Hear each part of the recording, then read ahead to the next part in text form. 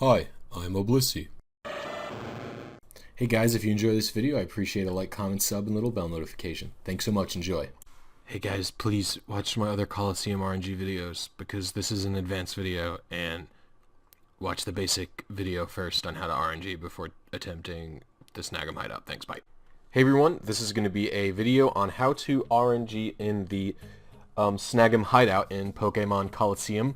And the reason I have to make a separate video on this is because there's some NPC advancement basically. And so to start out normally, obviously you're going to save in the Snagem Hideout, and you're going to need the normal tools. You're going to need XDPokemon, XDCeed, and Eon Timer.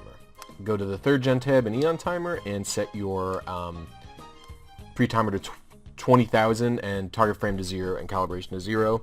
Set your date and time to January 1st, 2000, and your time to 0 completely. And then save your game, or save your date and time setting at the same time you start Eon Timer, and when Eon Timer runs to 0, start your game up. This works on both GameCube or the Wii. I prefer the Wii. It takes, how do I say, the Wii I find is just a bit more consistent. So anyway, if you haven't watched my other videos on how to RNG in Colosseum, I recommend doing that first. This is a slightly more complicated RNG than the other Colosseum type RNGs, because there's some unintended frame advancements. So, what you're going to do is find your seed like normal, which involves an XDSeed going to the 6th tab from the left, and going into single battle and hitting ultimate and filling out these things here. So this is Thomas, Blaziken, which is the 3rd, and then the 1st. So Thomas is the 3rd one, all the way on the right there.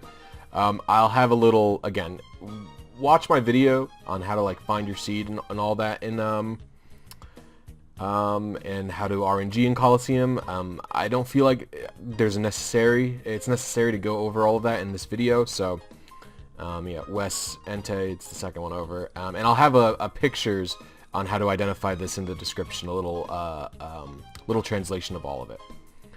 Anyway, and then you're just going to find your seed, and come back when I have mine. So here I have my seed. I'm going to paste it into XDPokemon here, and we're just going to go in and boot the game up. So the first attempt here is not an RNG attempt. I want to be clear. So what you have to do is just go over to the guy you want to get the Pokemon from, and exclude the Ursaring guy from this video for the record.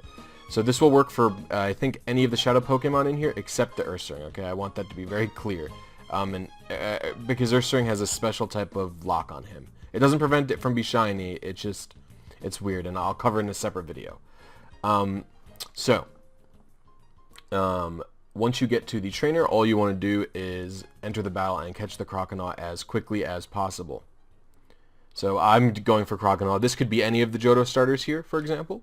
So you're going to enter the battle and just catch it as quickly as possible. So what we're trying to do here is getting an average on how many frames have advanced to get to the trainer with the Pokemon that you want. And so this is because every time you boot the game up, the amount of frames that you advance when you travel to the specific trainer, it's going to be different. However, what I've noticed happens is you can end up hitting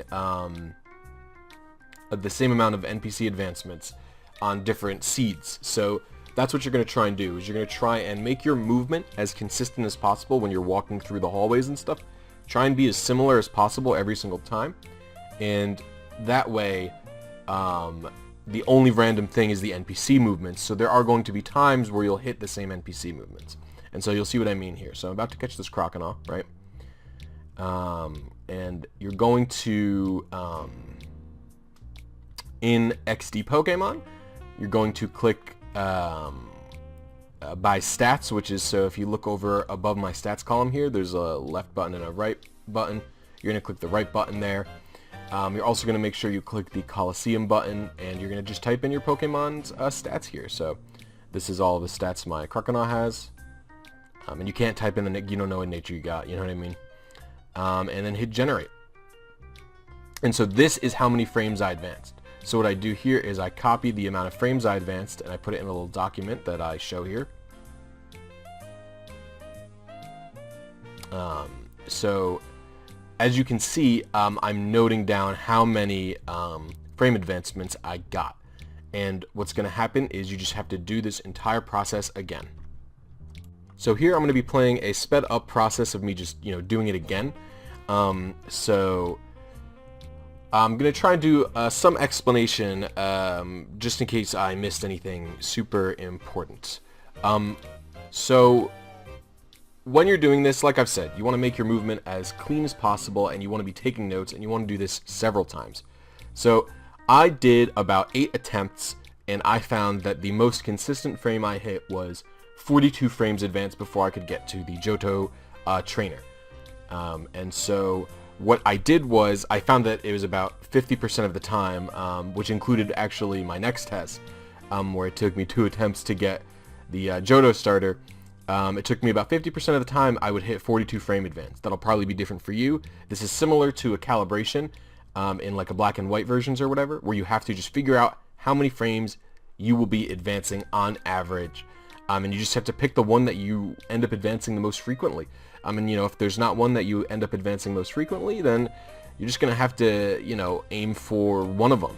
And, even if it's only, you hit it on average 20% of the time, that's just how it's going to be. And so last but not least, we're going to cut to my final attempt here.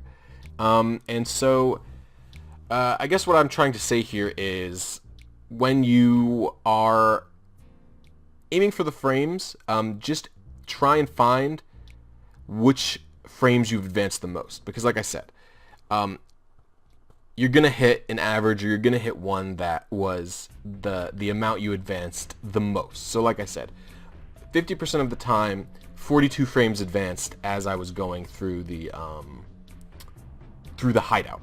And so since it was 50% of the time, and then the other percent of the time was, is completely different, I just went with that, and it took me 2 attempts, but I got my shiny CROCONAW, which happened to advance 42 frames. And so in this final section, what you have to do is account for that here. So once my seed pops up, you just do your usual, seed searching here, paste, look for a specific nature and all that junk. And none of them have any good IVs. I kind of wanted an adamant nature, but I couldn't find anything. And then what you end up having to look for is just kind of, I just went for whatever I could take because I just didn't, you know what I mean? I'm not gonna look for a super high frame just for these videos, and these Pokemon aren't they're not particularly usable, so it's like whatever in regards to that. So once you've picked out which one you're going to be aiming for, which is actually not this frame, and I'll explain why in a moment here, all you have to do is the usual process, and this is again why I want you to watch the other videos first before you attempt this type of RNG, because like I said, it's all of the same process. It's just I needed to explain how you would check your frame advancement and whatnot like that. So you copy your seed over to the next tab over, you paste it, and then you're supposed to, this is how many frames you want to advance, right? You paste it into here. However, that's not actually how many frames you want to advance. I do the thing, but I realize in a second. And so I actually want to advance 42 frames less than this. And that's because on average, I advanced 42 frames. And so because of that, when I just use a little calculator, subtract it, and then boom, there we go. Now, what I find here is that there is nothing even to 20, and because for this specific RNG, it needs to be even to 20 here for these kinds of advancements. Because if it's not, the only way to advance a number out of 20, right? So these leave you with the remainder of frames that need to be advanced. And then the only other ways you can advance frames are with the rumble thing, which the rumble thing advances 20 at a time, or looking at your shadow Pokemon menu, which advances at 7 at a time. However, because there are NPCs in the area, using the shadow Pokemon menu is actually not viable because it could potentially increase the amount of it could potentially increase the amount of what's it called? NPC movements, like just standing there for an extra second, you know what I mean? And so that's not really viable. So here I find out the lowest remainder I could get that's divisible by 20 is 25. So I'd have to do, I would have to save 25 times, save my rumble 25 times, which I wasn't really willing to do. So I chose to go with the quiet frame, and I cut into after all of my advancements. Again, you should be familiar with how to do this type of advancement here. Again, you could watch my other video for that type of thing. So anyway, after I did all of my advancements, make sure my seed's pasted here, which is, you know, that's my initial seed. That's the frame I chose I was going to do. I just want to show, you know, everything again here. You paste it there, you show that there, blah, blah, blah. Again, showing that I'm not using 4631, which is the amount of frames I need to advance. I'm subtracting that by 42. So that's how many frames I need to advance before the game loads up.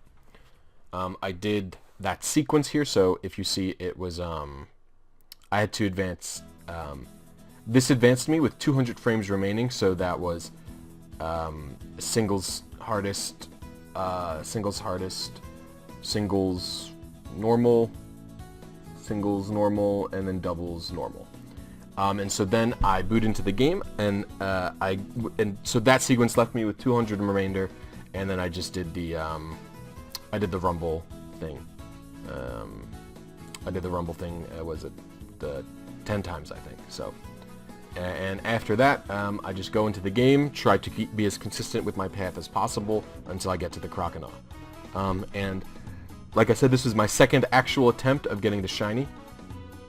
You can actually talk to this guy, the one I'm using specifically for, from pretty far away. So like once I enter in that like messed up room, I mash the A button really hard because I mashed the A button pretty hard because that actually ends up bringing, it ends up making it really easy to talk to him from like far away. His range is huge for some reason. And so I guess while I'm in the battle here, I want to say that any of the other shadow Pokemon available here are possible to RNG, including the Ursaring, but like I said, Ursaring needs like actually a separate video. So because him and a few other Pokemon are kind of locked in a weird way. Like the Heracross is locked in the same way, but it's just weird. So anyway, aside from that, this methodology applies to any Pokemon that is RNG, that is like new to this area that you haven't encountered before in a battle.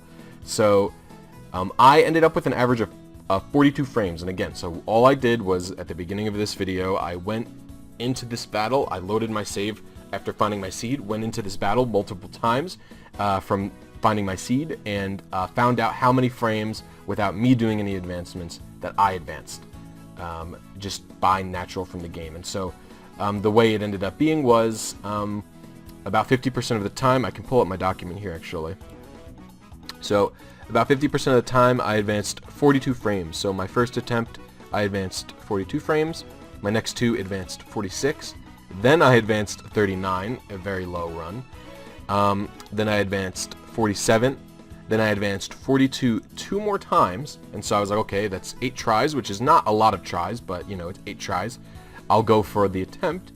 So my first attempt on going for this, I failed. I didn't get my shiny CROCONAW, so I tried one more time, and then I got it. So that's 10 attempts, and it was still 42 frame advancement 50% of the time. Yours will be different because your movement's probably going to be different, your seeds are probably going to be different, etc. For some reason it wasn't showing up, I don't know why, but I messed up the typing it. So as you can see, I advanced exactly the amount of frames. I have the quiet nature. It's clearly shiny. It's, you know, it's very hard to tell without sending it out into battle, so I'm going to do that now. I was just pretty shocked that I got it my first try. And so I know this was a bit maybe more scattered video than I normally do, but if you have any questions, leave them down below. Like I said, I just wanted to show the trial method I did where I go in and I do tests to see how many on average frames I advance. I don't know. I don't know if I have much else to say about this. There's one other area that has you kind of have to do something similar to this in, and that's the Shadow Pokemon Lab, which I will be going over hopefully next week. I'll be able to get that done. Yeah, so good luck. This is one of the few ways to get the shiny Johto starters fairly easily. Like I said, this probably took me 2 days of work and a few hours, so maybe like 3 or 4 hours to get this shiny. So that was pretty cool. He died right away, which was sad, but yeah, I hope this was helpful. Thank you so much for watching, and leave any questions or anything you have down below, and I'll see you next video, guys.